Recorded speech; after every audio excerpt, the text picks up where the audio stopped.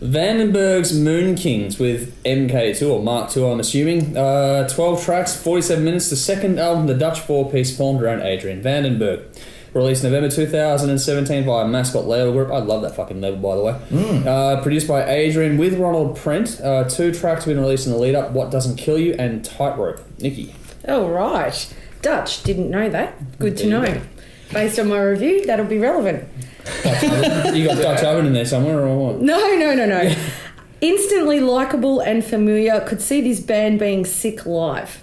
Tightrope, a great opening track. Standout was The Fire. If you like Electric Mary or Della Coma, you will absolutely love this. Walk Away, I thought I was back in the 80s. It was a great power ballad. Love Runs Out. We know that's a cover of a 2014 song. I think the band was New Republic. And that I love this version so much better than the other version. Well, there you go. So I actually did the reviews at work, Soz Boss. You're the boss. Oh, I'm at the boss in my environment, but I still report to someone up the line because banking's a great industry. Oh, yeah, Jimmy? Love it. Great. Pens are great. So I had it. Run out. I had it on the iPod, just playing and playing and playing. I just loved it. It was like a comfortable pair of jeans. I instantly liked it. I felt good in it. It was just ace.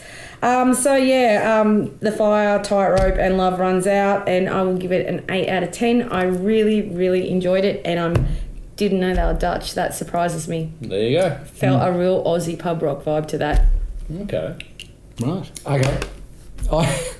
Sorry. We both love their debut album. I absolutely loved the first Moonkings album. Yeah. So I was really looking forward to this one, and it does not disappoint. I did a video on this album in early December.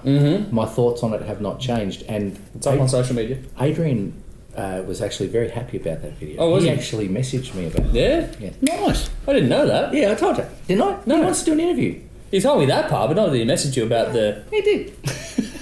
So you and him are like fucking besties now. Me and Adrian Vandenberg. There's a 70s hard rock feel to this, but when combined with the modern production, it sounds fresh and exciting. This band... Kevin excited or what? I was excited. This band isn't the most original sounding band in the world, and there's definitely a 70s Whitesnake feel to the vocals by Jan Hoving. But he is a fine singer, and he really helps these songs stand out. I think he sings better on this than the first album. He sounds a lot more comfortable in what he's doing. The band feels more organic this time around. Yeah. I reckon this band is one of the best hard rock bands in the world. If you haven't heard of them, you need to check them out, definitely. Unfuck that. Yeah, catchy, melodic, plenty of grunt, good time rock and roll. I gave it a 9 out of 10. Every song is a winner. I think we both gave it a 10 out of 10 on their debut album, didn't we? Probably. Yeah, I know I did. This is better, but I've given it a lower score. Work that out. I'm not going to work it in. You're grading on a curve. This is a very, very, very cool album. Perfect sort of crossover rock metal played by guys that really know how to play.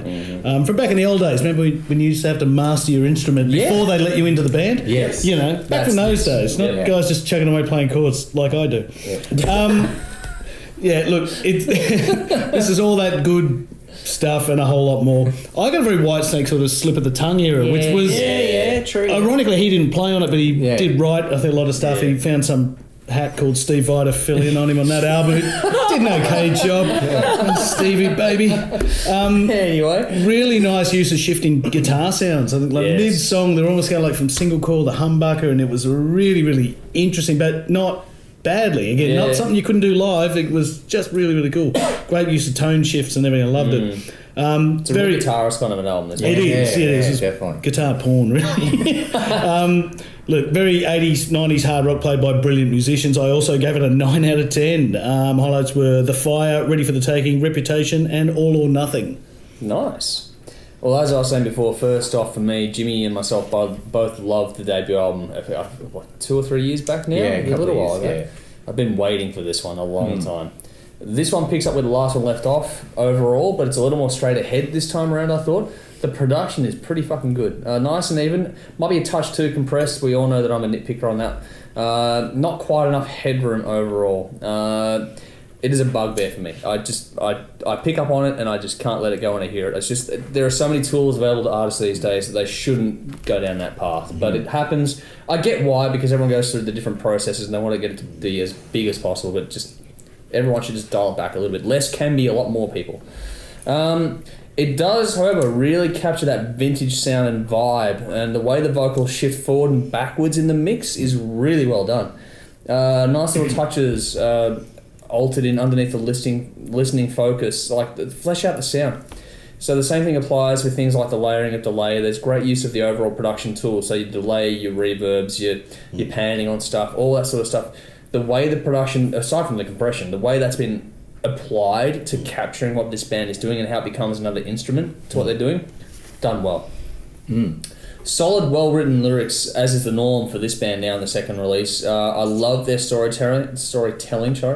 Really well done. They've got a bit of attitude on this one, more than the debut as well. There's a bit more sort of, we're going to just sort of stick it to you a little bit. They're more comfortable. Yeah, and that's what I was saying before. This one feels much more organic than the debut did. The debut was great. It was fantastic, but it was obviously a little more constructed. This one is more of a jam band kind of vibe by comparison, but just as good. And I love the rhythm section. The bass and the drums hold this down well. So like good. Fucking the guitar does the same thing, but adds all the colour and flash that you want it to. What's also really cool is how the different individuals get to shine a bit, take the lead at different points of the album. Heaps of talent, but it all serves the songs first, and they'll get that moment to shine, like I was saying. Well written, performed across the board. It's not boring at all. And Jan Hoving is a fantastic vocalist, perfect for this band. Is it Jan or Jan? Well, he's Dutch, so it'd be Jan. Jan, sorry, Jan. Such a classic. Called him Jan. Mr. Nelson won't mind. Jan Hoving is a fantastic vocalist, perfect for this band. Such a classic style and sound. I could listen to his voice for days. Oh yeah, he's great. You can just listen to his voice. Yeah. The way this band incorporates space is really well done, and the addition of string sections suits the band really well. Got to give a special nod to the composition overall. It's got some really great groove as well. I'd love to see this band live. I don't think they'll ever come here, but fuck, I wish they would. You can see how good it would be. It's a nod your head, tap your feet feel to the whole album.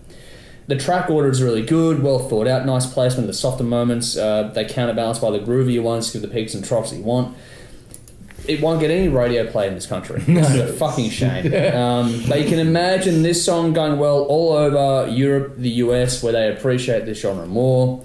Genuine classic rock done right and brought into today with style. Good hooks on here too. Nice use of the female backing choir vocals as well. There were no hooks for me quite as good as the debut, like Leaving the City or whatever it is, like leave this town. Leave this that town. Song they didn't beat that song on this record. No.